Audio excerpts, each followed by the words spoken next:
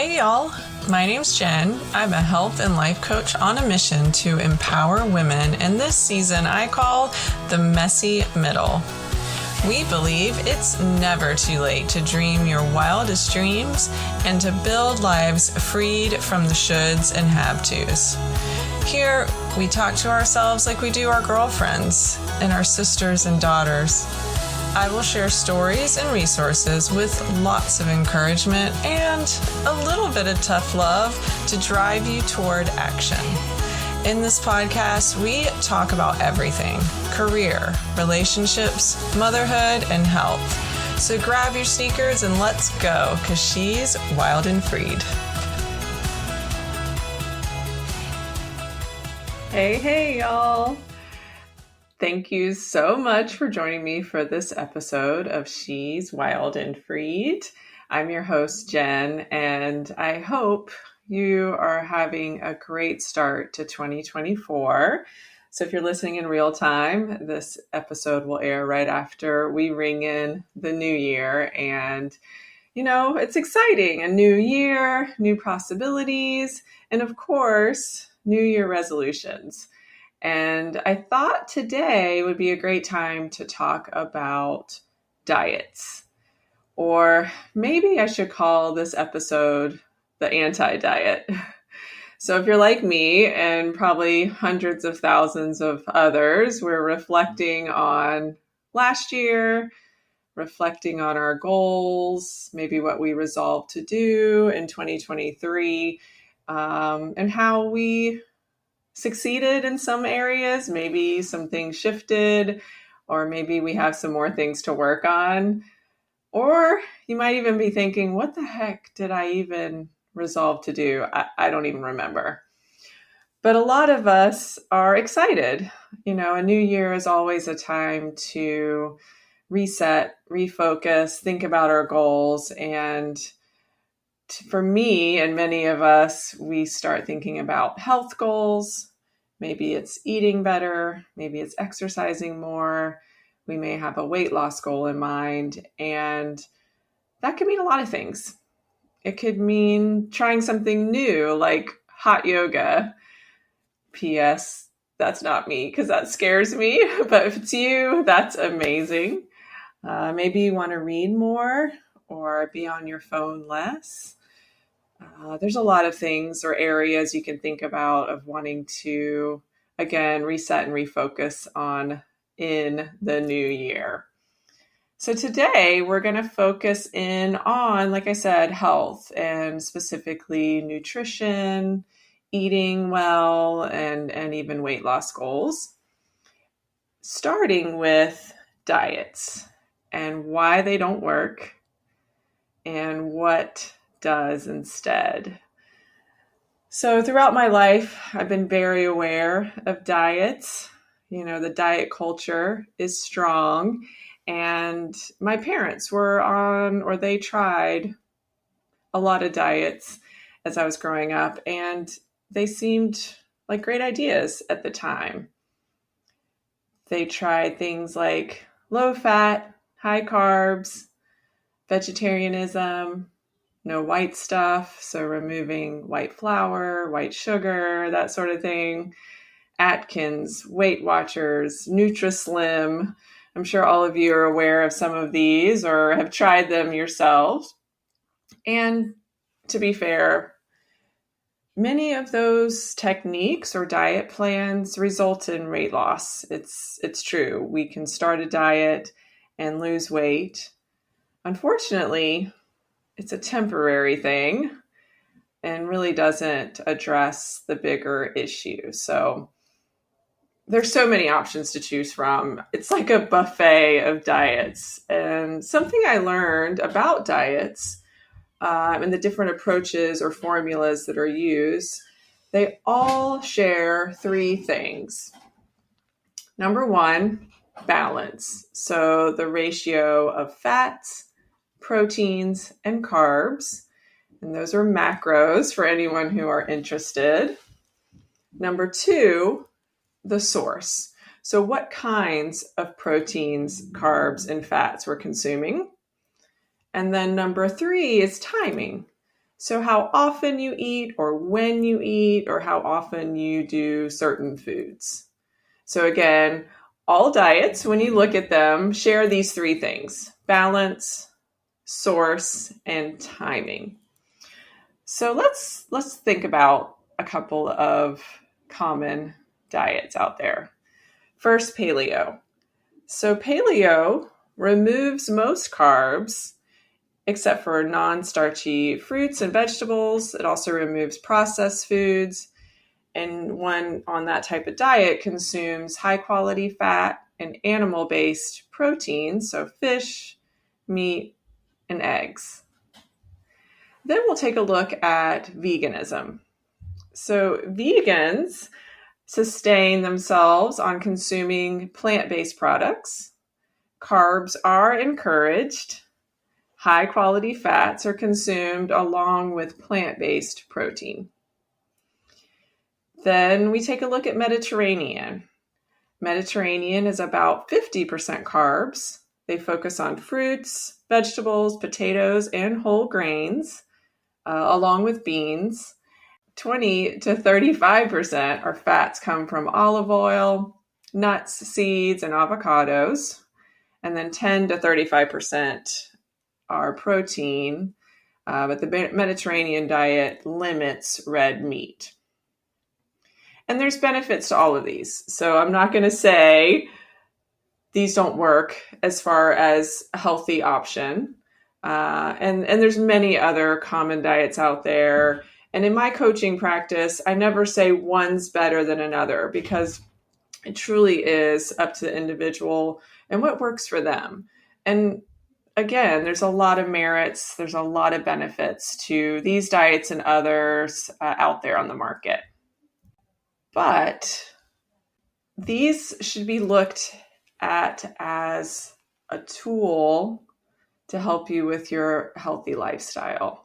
So those are the key words here. Diets are a great tool for a healthy lifestyle. But what I want you to focus in on and start thinking about when you're considering weight loss and your health goals, eating healthy, even exercise, what feels good to you, really? And you may immediately think, well, what feels good to me is what I've been consuming throughout the holiday season, starting with Halloween. Those candies and cakes and comfort foods like mac and cheese and potatoes and meats and all the things, including alcohol. But I would like you to consider, do those foods actually leave you feeling good? So one year at Thanksgiving, I ate all the things. I ate the turkey, the stuffing, the gravy, the potatoes, and it all was just delicious going in. But after the meal, I felt so sick. I was on the couch the rest of the evening. My stomach was bloated. It hurt so bad, and I couldn't move. And there I was laying on the couch wishing I hadn't made those choices. So after that experience, I decided no more. Although I enjoy the way the food tastes, it leaves me feeling, again, bloated. My stomach hurts. I feel overfull, sluggish, all the things. And then I can't spend time with my family and the people who are most important to me after that meal. So let's think about it.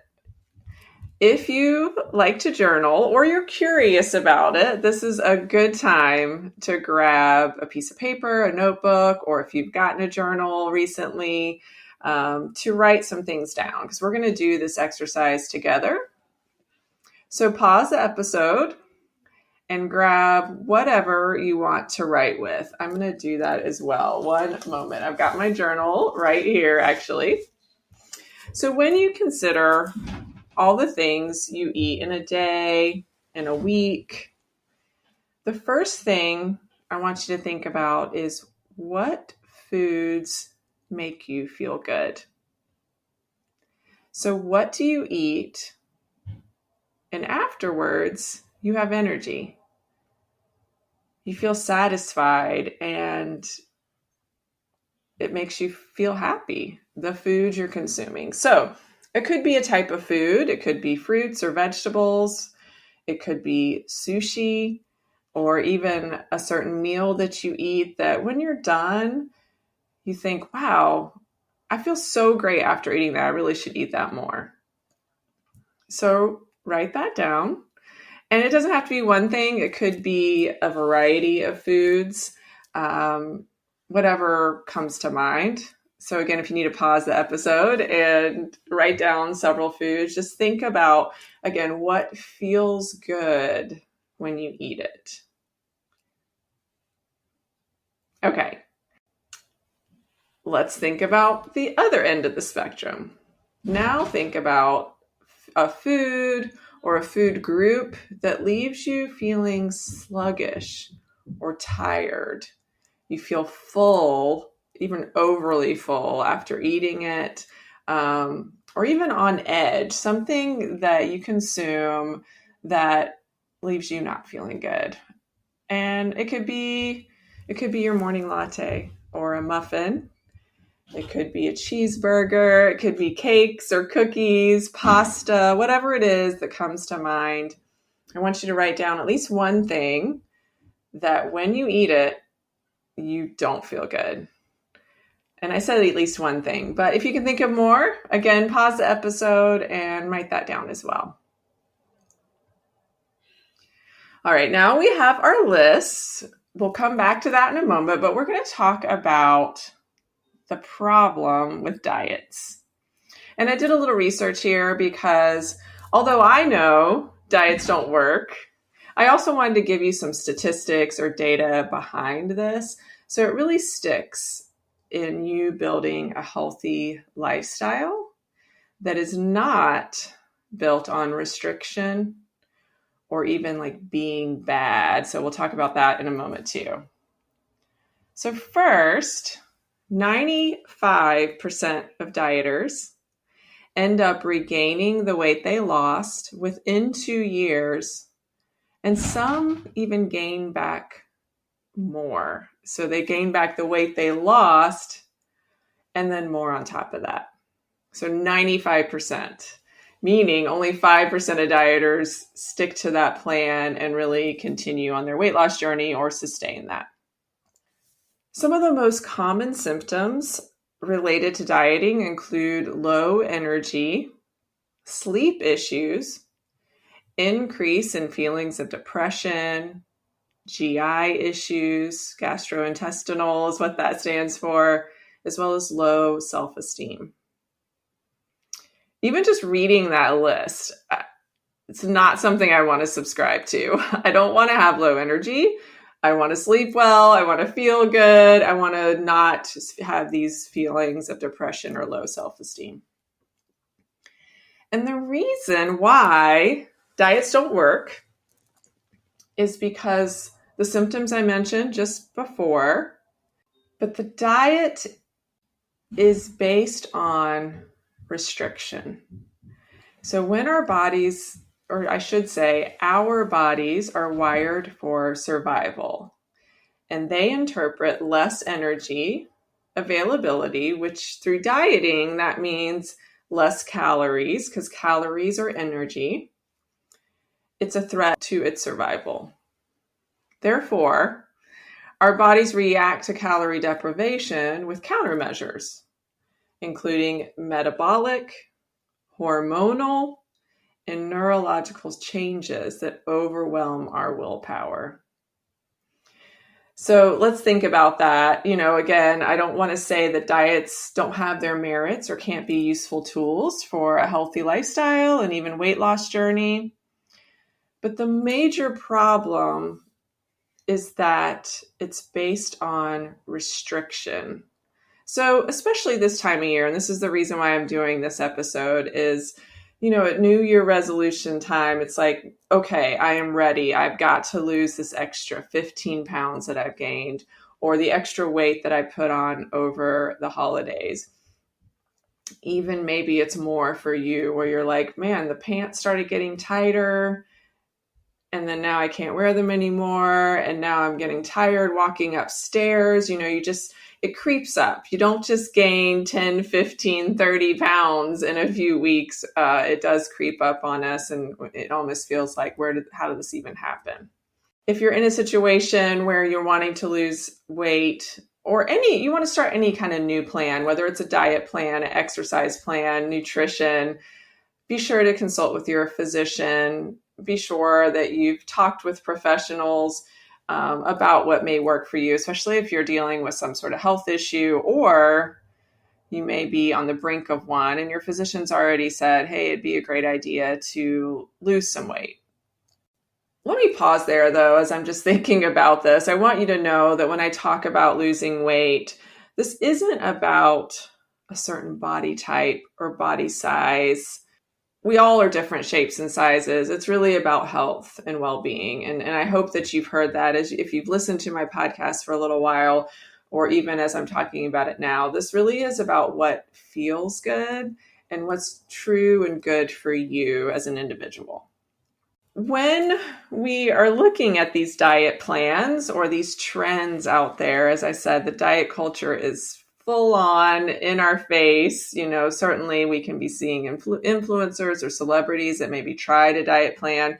We have friends or family that they lost a bunch of weight.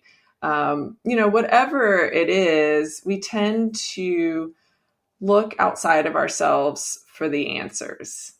And let me clarify that, because I do that as well. This is not necessarily a bad thing when you aren't an expert in something or you want to learn more about a certain topic. We do look outside. We search for those resources, the tips and tools. Like I said, I looked on the internet to find some data to talk about why diets don't work. So certainly that's not a bad thing. But when you think about your eating plan, your exercise plan, what's good for you, looking outside to see, oh, that worked for Susie or that worked for Jane, it's going to work for me, may not be exactly right for you. Certainly continue to research, get tips, tools, resources, just like you do from this podcast, which I certainly appreciate you being here and listening. But when you think about a new diet plan for weight loss, for more energy, for living a healthy lifestyle, I want you to reframe the thinking of, well, I have to cut this out, or I've got to restrict calories here, or I have to be good. So I mentioned that earlier about this idea of, if I eat certain foods, I'm being bad. I have to slim down, eat less, even cut out a meal in order to be a certain size, weight, have a healthy lifestyle. And, I don't necessarily disagree with reducing things. Maybe you enjoy soda and you want to reduce that and drink more water. Maybe you are really into, I'm trying to think of a good example, alcohol. Certainly I increase my alcohol intake over the holidays, so I always try to reduce that. Dry January is a thing going on right now. So that's not necessarily a bad thing. But if you're cutting something out, if you're trying to cut something out, really think about why you are. And if that drink, that food, what is it about that you want to cut out? Is it just because you feel like it's not good for you? But really consider the why behind it.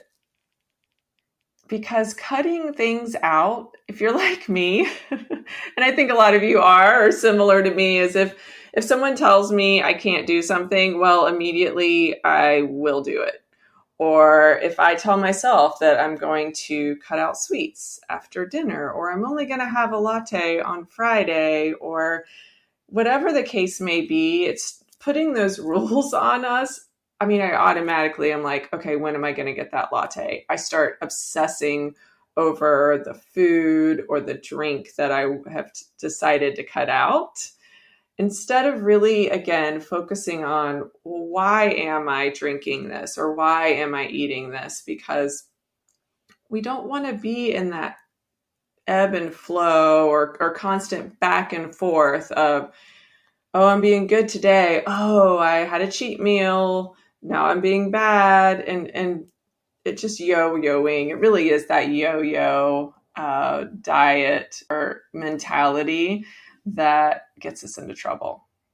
Again, the reason why I bring this up is restriction, denial, that lack mentality is really the problem with diets. Let's go back to our lists. Look at the list where you wrote down the foods that feel good to you when you eat them. So how can you increase the foods that feel good going in and settling in, giving you energy, making you feel satisfied, but not overly full, not bloated? And how can we increase those foods? How can you add more fruits and vegetables if that's what one of the things were on your list? Or can sushi be a staple once a week in your diet plan or your eating plan? Think about those foods on the other list, the one that if you have ice cream, which is I discovered that I was lactose intolerant every time I'd had ice cream. It just was like automatic bloat and stomach pains. So if you know that it's doing this to you, can you think about something else instead? So maybe not necessarily cutting out ice cream, but shifting to, if it's frozen yogurt or dairy-free ice cream, whatever that may be. Or maybe it's shifting to yogurt with some honey and berries and finding something else as your treat. Again, we're in a new year, and this is a great time to think about truly who we want to be.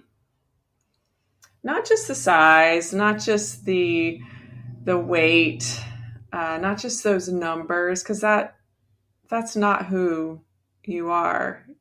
You're not your size. You're not your number. You're an amazing, wonderful, smart, focused woman. So as you're resolving or making these resolutions to have a healthier lifestyle, or it could be a number of things, who do you want to be? Who are you becoming? So think about these questions and really dig in to what's important to you. So are you someone who wants to feel dehydrated when you wake up, or maybe a little hungover after the weekend? Are you someone who wants to sit on the couch because you've eaten so much at dinner, there's really not much else you can do? Are you someone who always takes the elevator because you get winded on the stairs? Or are you someone who opts out of playing games with your kids or grandkids because you're tired? So let's ask ourselves some other questions of who we want to be. Are you someone who is energetic? Are you someone who wakes up and feels motivated for the day? Are you someone who keeps promises to yourself because you want to? Are you someone who's not afraid to take a challenge or play a game or take the stairs? Who do you want to be this year and beyond? So I know that's a lot of questions to ponder or think about, but again, remember, it's not about the diet you're on. It's not about the restriction. It's not about the number on the scale or the size of your pants. It's not any of those things. It's about who you are at your core, who you want to be, who you're becoming. And those numbers don't define you. So really digging deep and realizing who you are, who you want to be, allows you to feel into the sensation of eating what's right for your body. Think about it. I mean, this body, no matter how old you are, has carried you through so much thus far. This body is the one that learned to ride a bike. This body is the one that crossed the finish line in your first race. The one that's held a friend or family member when they're grieving. The one that birthed those babies. The one that stands up in front of groups to speak. The one that volunteers in the community. The one that sits in meetings and snuggles with your fur babies. This body deserves food that gives you energy and life, that fuels you so that you can go for a walk with a loved one. You can meet a friend for yoga class. You can start those pottery classes because you have energy to be present with your kids, with your friends, with your family. And you are not feeling restricted. You're not hungry all the time because you're trying to follow a certain plan. You don't feel like you're being bad when you do have that flavored latte, which mine is a mocha. That's the one I enjoy. Or when you have a piece of cake. You just notice. Notice how it feels. Notice why you decided to have maybe not one piece of cake, you had two. But don't judge. Don't think you're being bad. It's just being curious about what the reasoning is behind eating the certain foods and either restricting or going overboard as you may see it. But just notice. Okay, so truly, I believe that these diets can be certainly a good tool. I've mentioned that before.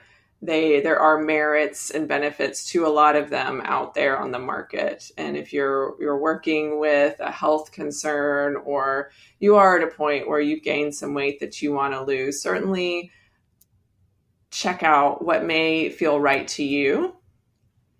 But remember that a diet plan is not sustainable for long-lasting health. So in order to live a healthy life or to be at a healthy weight, to be strong, feel sexy and alive, you must do what feels good to you. And I know it sounds too good to be true, but you've made it this far in the podcast. Some of this must be resonating with you. The other thing to consider as you think about those foods that feel good to you is slowing down. So I mentioned noticing what doesn't feel good if you take in something that you know maybe isn't the best choice for you. But on the other side, notice the foods that you do like, the ones that give you energy. I shouldn't say you do like, but the ones that give you energy, and slow down. Think about what you're eating, why you're eating it, how it tastes, how it feels in your mouth. Slowing down our nervous system as we eat, noticing with all of our senses, is another great way to ensure you're eating food that blesses you and you're experiencing the experience. I don't know if that makes sense, but really savoring the food that you're putting in your body.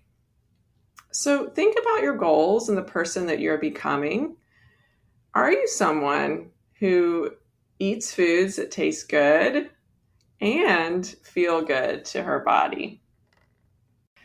So remember, we're on a journey and we're discovering our path with eating foods that feel good, that are also good for us.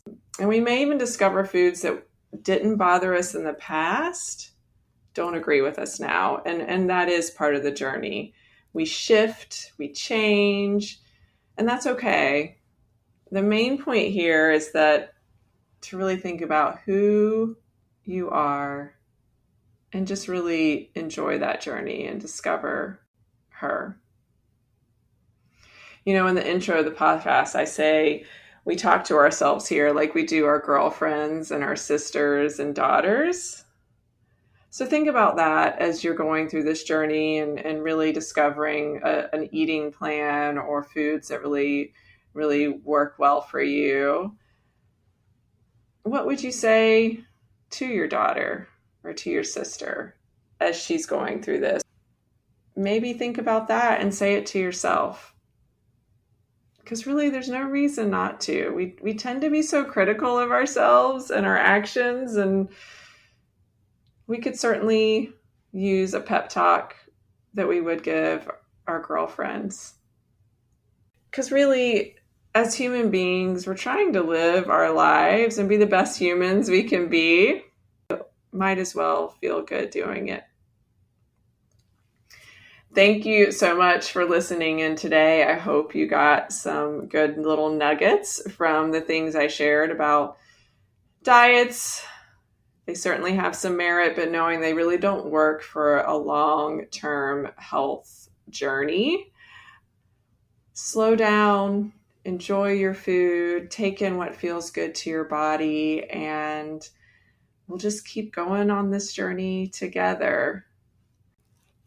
Before I end today, I wanted to remind this podcast community that the 2024 visioning sessions are still available through the end of January. So if you're thinking about your goals and who you want to become in 2024 and just want some guidance or coaching from me, I would love to schedule that with you. It's a 1-hour session, free to this community, because I just want to give back to you for listening in, giving the show a 5-star rating, and it's my way of giving back to you. So if you're interested, you can just click the link in the show notes, complete a very brief form, and then I'll send you a scheduling link to get that scheduled.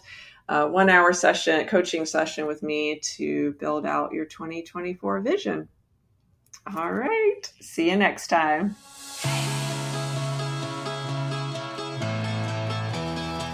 Thank you so much for spending time with me.